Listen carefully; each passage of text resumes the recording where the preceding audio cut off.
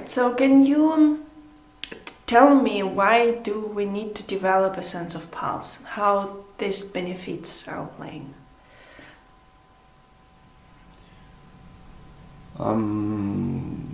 Sense of inner pulse help you to organize the intonation and all your internal singing movement, musicality in time. When you have this steady pulse, you have like a rail on where you know you will get to the destination. So it's like gravity, but in time. Space and time. We have gravity in time. Yeah, sometimes I call it a heartbeat.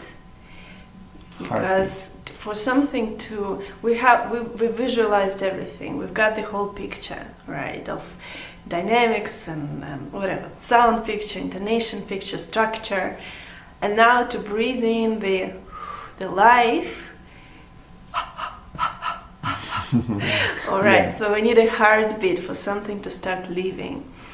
All right, so it's a heartbeat of music, this inner subtle pulsation in us.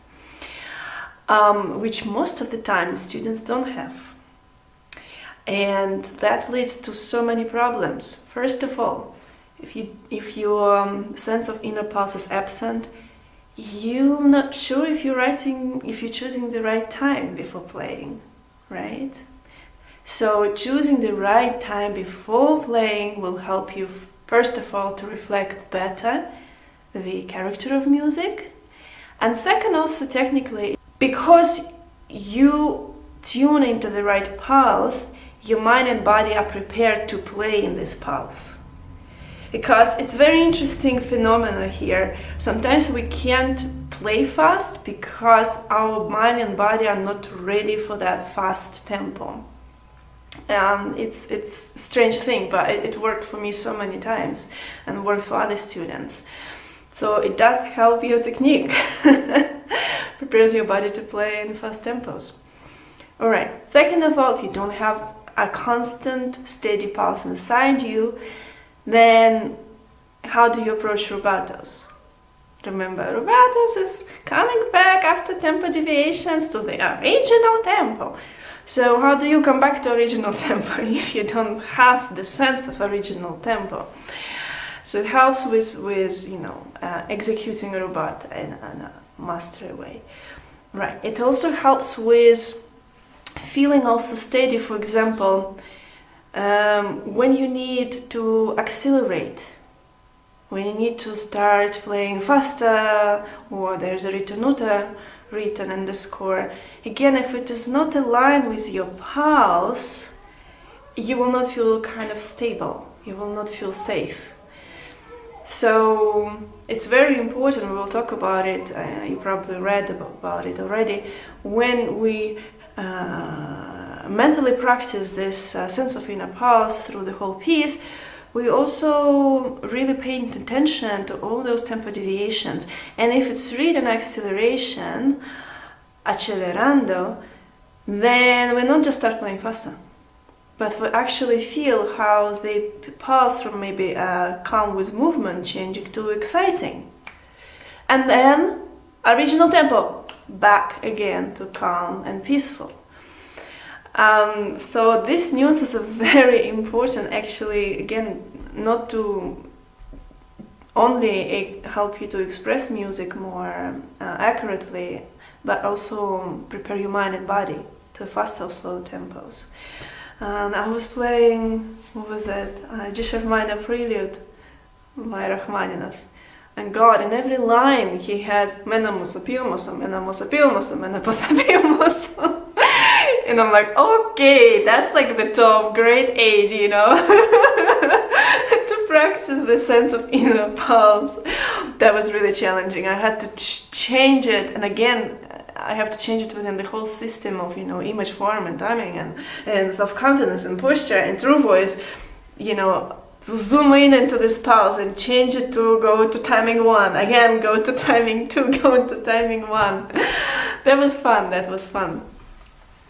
So there's another thing that actually really benefits of playing when we introduce inner pulse. So this ability to develop the sensation of blocks that, yes, the beginning, the development, intensification, rising, climax and conclusion, maybe introduction, they all can be felt in the same pulse. So if it's calm, yes, I can feel rising with a calm pulse. You know, I can feel, the beginning in animated pulse. And what it also gives you is that many times you probably heard when the performer would increase the tempo as soon as it reaches some exciting part of the piece. Of course, you can do that in a more mindful way by your choice, but I don't think it's their choice when they do that. And so that brings to compulsive tension and then maybe even technical problems and not being able to express yourself.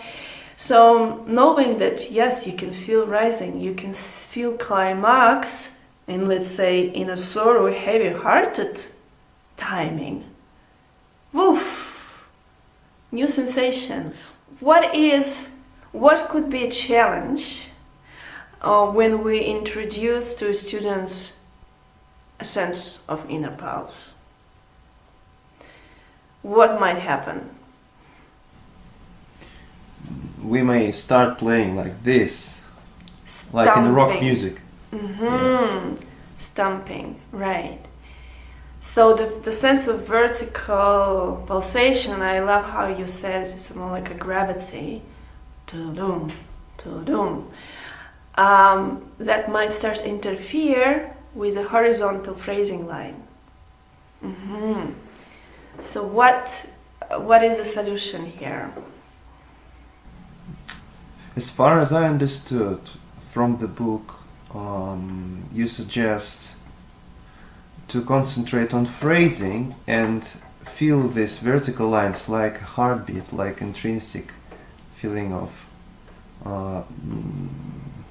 make this more transparent. Exactly. You know, when I work on my book, there is an option, position. You can take an object, let's say I have a text and the picture, and you can position text behind the picture. So in this way, we need to approach the same way, this sense of timing and phrasing. You see that sense of pulse, it goes kind of in the background. Yeah, exactly. Yeah. So what does it mean is that you need to make sure that your first priority is phrasing. And inner pulse and heartbeat is you feel very subtle, and it's exactly how you feel your heartbeat. Another reason I call it a heartbeat, because it's not right to your ears, boom, boom, boom, boom, boom, boom, you know, cutting your thoughts through. But it's really somewhere you feel it, but it's sometimes you don't even pay attention, but it's there, right? So it's a very subtle beat. So before we start making exercises, let's talk quickly about how to, find timing in the score. How do we approach the score when we want to practice timing? We need to decide what is the one unit of pulse. We need to find a pulse unit that will be equivalent to the note duration. So, yeah. So, there are two steps, right? First, we need to find how we're going to pulsate. For that, we're looking at the time signature. If it's a simple time, 2-4-3-4-4-4-4-4 common time, then we pulsate by every quarter. If it's a la breve, then by half a bar. If it's a compound time,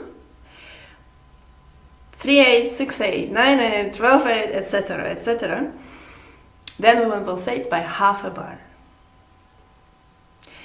Second, what do we do with it? We need to actually put it in tempo. We need to find out in which tempo we're going to feel it. Okay. And what do? We see what is written in the score. For example, it is allegro. Mm-hmm. So we look at the tempo markings in the score. Mm-hmm. Mm-hmm. Good. So how many different timings, paces we can have? In the book, you suggest 5 different timings. Calm with movement, animated, excited, energetic, if it's enjoy. Mm-hmm. The timing is about basically actually 3 things, right? Choosing the right pulse, the heartbeat, choosing the right pace, and then together matching it with the right timing. And so what does timing represent? It's not just slow or faster or fast.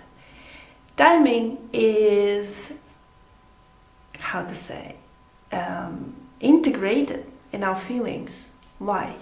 Why do we need to say calm and peaceful if we enjoy, or heavy-hearted if we're in sorrow, and not just slow or very slow? Because it should be connected with the whole system. It not just. Otherwise, it won't work. The short answer. Shortcut, yeah. Well done. It's because anything that is not integrated in the soul system will prevent you from feeling the whole system as soon as you switch your focus on it. So, for example, you're going to your teacher and the teacher says, I don't know, just feel a steady pulse here. Your whole being and your whole mind now is focused on that pulse, completely ignoring everything else that you've done before. Because instead of just being in the system, image, form, pulse, confidence, posture, I'm just zooming in into pulse, I change something there, I adjust something there, it's still in the system, and I'm back. With this kind of work, when you approach the piece, you're still gonna have everything in it. You're still gonna have the main focus. If it's out of system, that means this is your place of your image and form and creativity. Now you completely switch to a timing. You're fixing there, and then the teacher, professor, well, you lost your phrasing. hello, don't forget everything you've done before, I heard that many times. So that's why it needs to be integrated, to just change it within the system rather than leading it away from everything you've done before. If we will think about only like this pulsation, we forget about singing, forget about going in between the notes. Forget about structure, yeah. Structure, everything, because the whole third book is about intonation, variations of intonation. For example, third sonata, Andante cantabile. That this is one of the part of your homework, which is to look and analyze and find the right pulse and pace and timing. So to find the pulse, we're looking at the time signature, it's 3/4. So we know we're gonna pulsate by every quarter. To find the pace, we'll look at the tempo marking, Andante cantabile. Find Andante, it's timing 2, calm, peaceful with movement. Alright, so we found our timing. We're gonna pulsate by every quarter.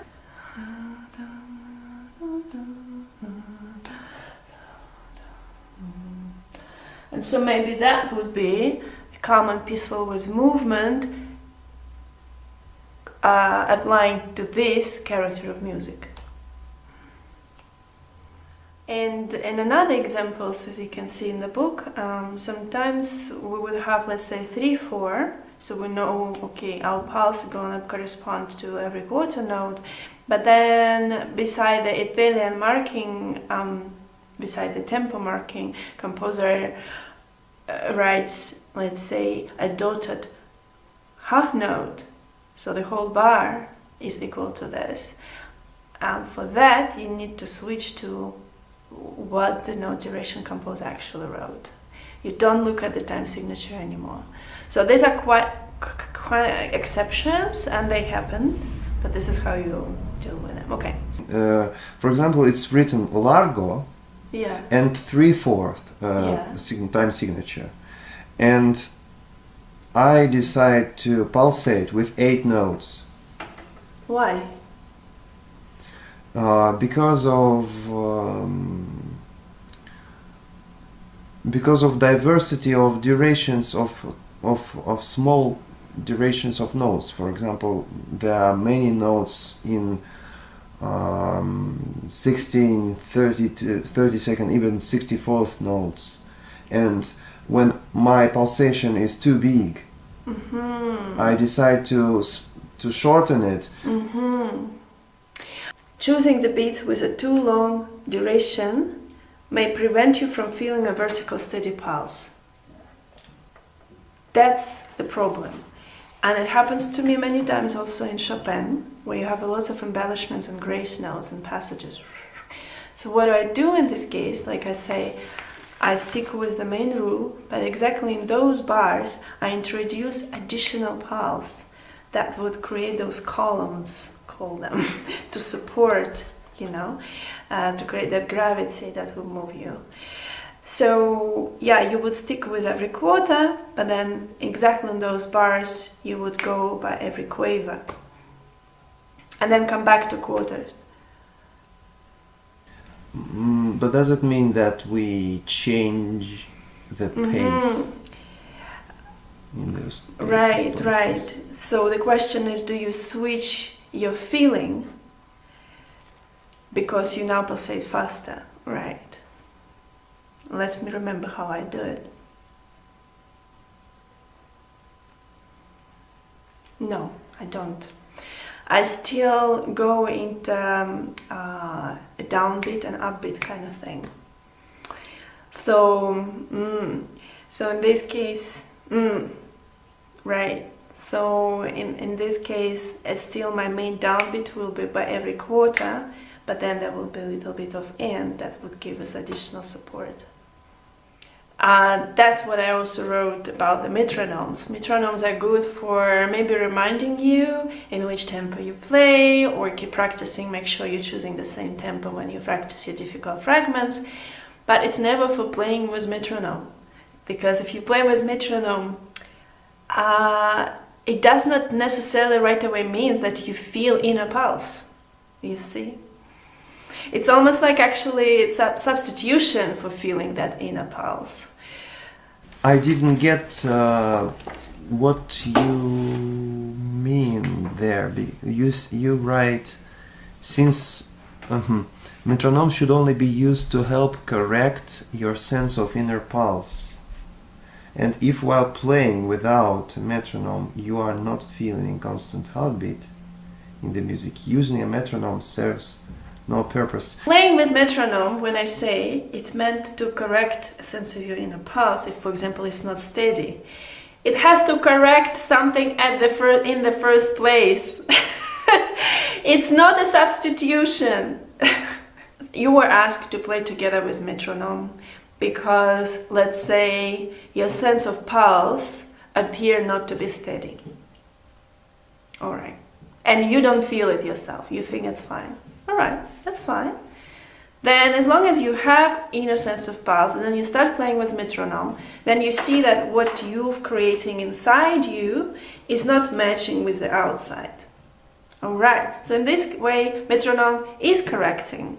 The correcting is showing what your inner pulse may be where it's not steady. Now, this is the right scenario.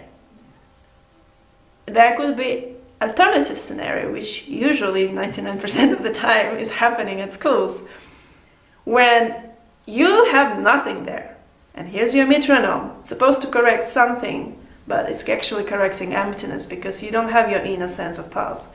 And so in this case, the metronome is not correcting you. You're holding to that metronome to actually play steady, because you don't have a sense of pulse at all. So in this case, metronome substitute the absence of your inner pulse. And as long as Understood. you continue playing with metronome, it does not guarantee that it will create inner sense of pulse. So first of all, you need to have something, not the void. Yeah. Exactly, You need to- metronome is for correcting, not for replacing. Mm. You see?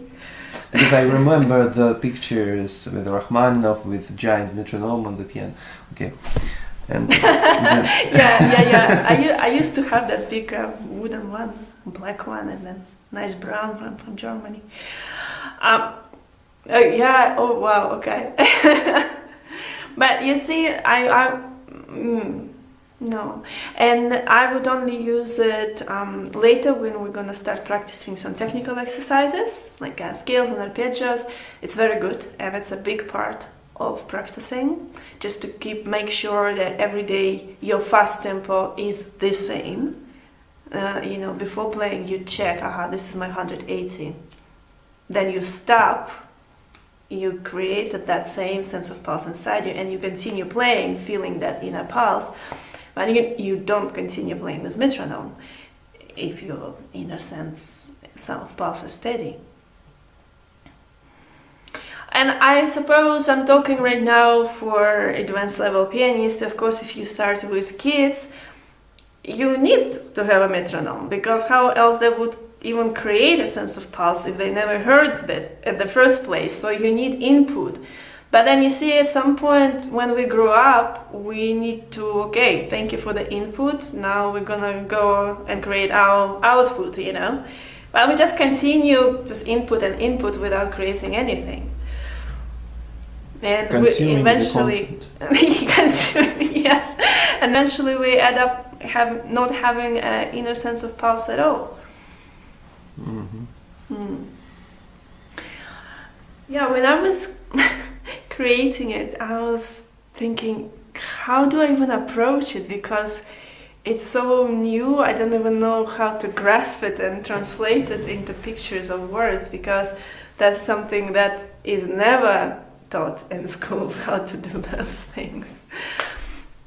And it's a really different type of mental practice, When usually they talk about mental practice in piano, it's sometimes called about visualizing how you play somewhere.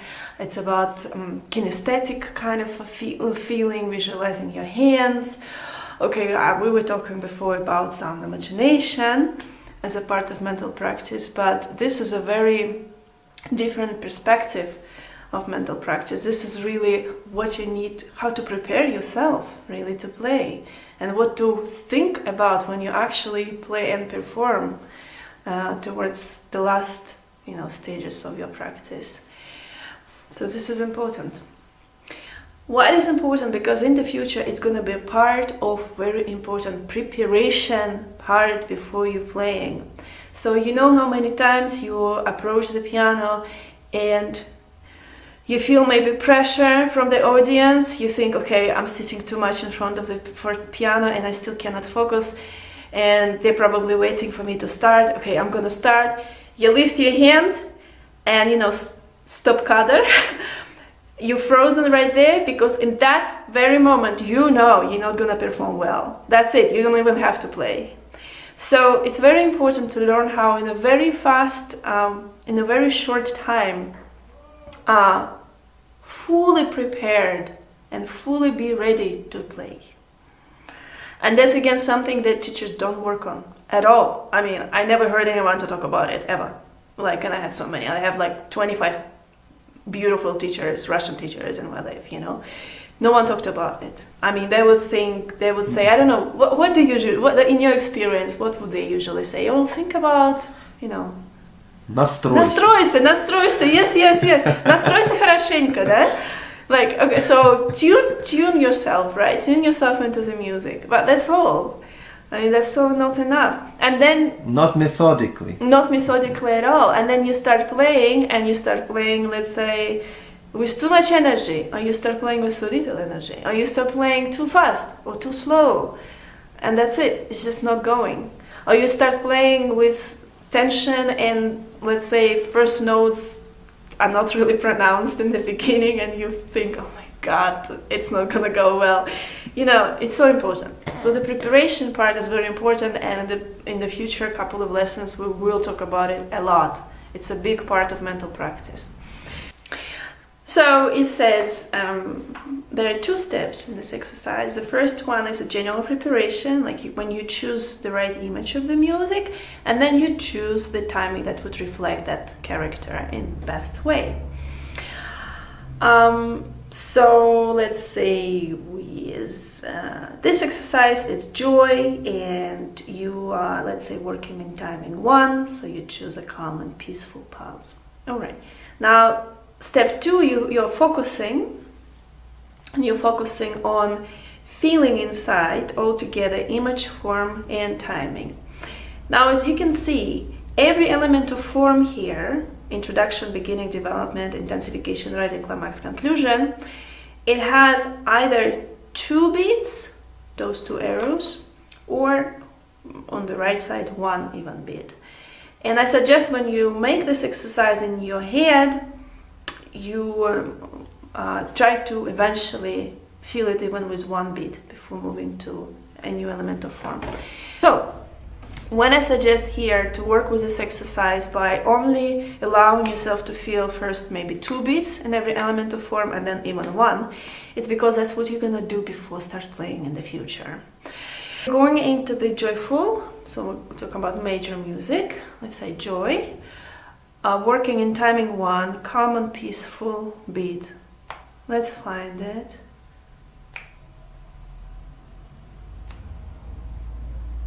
Okay, when the step 1 complete, now let's go to step 2.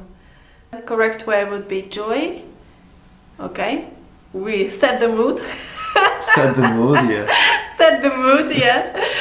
All right, then, okay, beginning, calm, pulse, development, intensification, just like that. Mm-hmm. And then eventually you switch to just even 1. So joy, calm, pulse. Okay, so introduction, beginning, development, intensification, rising, climax, conclusion. Mm-hmm. And that's kind of work you do with every tempos. So you were saying tempo 5 was very interesting. Yeah. So in energetic one, if it goes like this, you need to switch so quickly. And you suggest to go without pause. You do with 2 beats and then right away go with 1 beat or separately. I think it's easy because you're already there, you know, you don't have to tune again. I would say doing it with 2 beats is mostly like a warm-up exercise for actually doing it with 1 beat. That's what you want. So I would suggest to make these exercises first with joy in all 5 timings and then with sorrow. Doesn't require any music, so you're kind of creating the blueprint. And then when you actually go to work with, you know, this book and all those pieces, when you analyze the time signature and the tempo, and then you kind of apply those blueprints that you created and upload it in your mind to the music. So could you open that analysis form book? All right. So can you see, I think it's the 3rd piece, F major sonata by Mozart. So, guide me through. What do you do? First of all, I'm looking on the tempo marking. It is allegro. No. First of all, Okay. you're looking at the time signature. All right. Mm-hmm. I look in the time signature. It's 3/4. What does it say Good. to you? You translate it into what? 1 beat would be 1/4 note. So you're gonna pulsate by every quarter note. Mm-hmm. Da, da, da, da, da. Got it. Second step, Okay. what do you do? Define what is the tempo. The tempo is allegro. Good. So you're looking at the tempo markings allegro. Now you need to Mhm. translate it into Timing. uh-huh. What timing is it? This So is you're looking at this example. yeah. You're looking at the joy. It's a major piece. And where is Yes. allegro? Allegro is timing number Timing 5. 5. So we translate allegro as energetic. Energetic. Energetic pulse by every quarter note. That's it. That's what you see. You look at 3/4 allegro, you see energetic by every quarter note. Mm-hmm. That was your analysis of timing. Now how you work with that? You combine image, form and timing exactly in this order. Yes. Because again, why not in other order?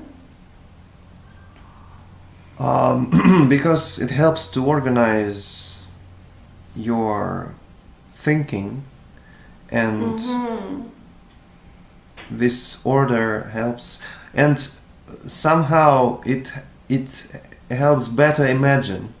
I tried, and with timing on the last step, when I have this pillow of musical image and form, it's more convenient, comfortable to imagine.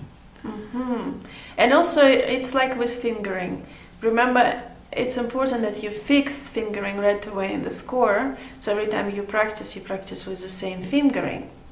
It's the same here. It's important to fix the order, and so it will ease your focus. And eventually, the main goal of all this training is to be able to do it in a quick tempo, as fast as we can, really. And eventually, you will be able to do it in less than a second. That's what we want to train here, instead of, let's say, 20 seconds in the beginning. Mm-hmm. Right? So you fix, and you always stick with the same order. All right. So the image of music. I want to point here. The image of music is not energetic. Your pulse is energetic that you end at the end. But the image of music, let's say, spring.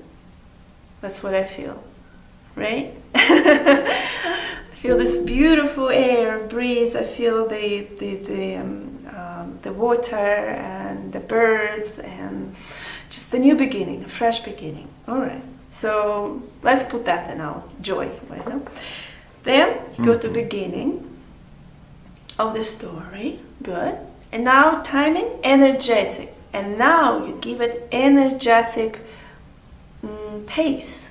So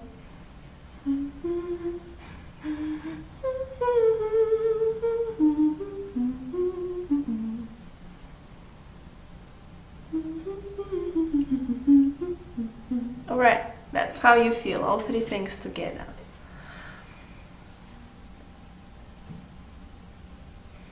All right. Then you go to development. So in this image, it's like a little Lego thing. It's in this image, form and timing. Now you take that form block. I remember beginning is orange and development is yellow. So from orange, you change it to yellow. So now it's development. So again, spring, development, energetic. And again, you play through your mind. And again, the idea is not to play through your mind the correct notes or hear anything, but actually mainly just feel all these three things together. Kind of feel the music through that filter.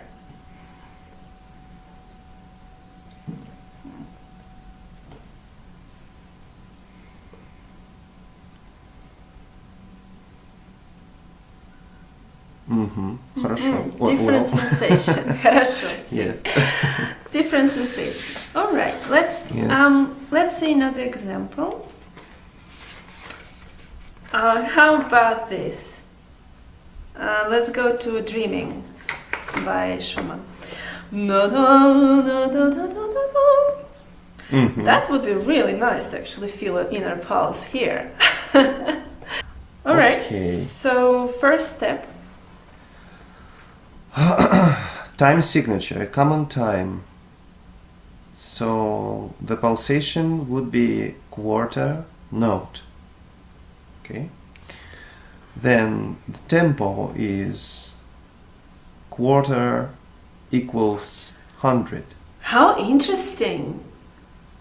So there is no, at least in my score, there is no word for it. He just provides. And what is it? What is it? It's written quarter 100 and then it's written what, quarter 84? I don't really see it. Yes, yes, I guess so. Yes. Okay, so something between 80 and 100.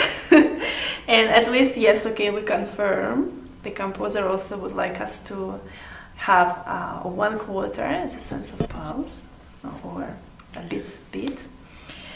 1, 2, 3, 4. Dun, da, da, da, da, da, da, da, da, da, da, da. Really fast. Very fresh, much faster Yeah. than I actually expect, at least not in my ears. All right, so well, we kind of need to go backwards. So now let's find from this suggested meter, which timing. So it's joy, obviously. No. I would say it's animated. Between animated and excited, between timing 3 and 4. But I would say animated. Because, again, it's kind of dreaming. Again, you have a very... unless you have a very exciting dream. But... I would stick with animated. It would give me a nice sense of pulse here. It would more match with dreaming than exciting. Mm-hmm. Okay, so my order is joy, beginning, and animated. Alright, so let's expand joy a little bit more for you. Say some other words for it, you mean? Yes. Yeah, like expanded. So it's more like a sweet dream.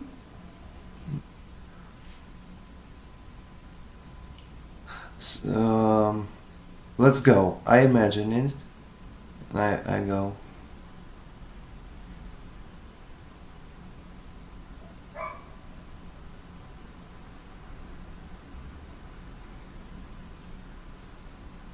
So it's a sweet dream, beginning, and animated. I forgot about beginning.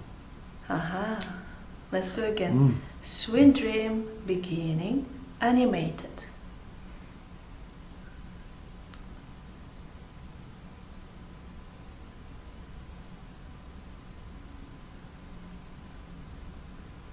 You see how much calmer it would feel like with the beginning? Yes. Mm-hmm. Even though the timing is 92. Mm-hmm. This is important, and this helps. This helps to feel how to say, stable. That's fantastic. I tried to make an image of doing it in rising, and I can report that now with timing my my imagination is easier to produce. It's it is like effortless, and because like you said, it gives you this gravity, it gives you the movement. I really feel from here, like it's my personal, what I hear here in the body. Maybe the Greek people were right when they say that the heart is the organ of the thought.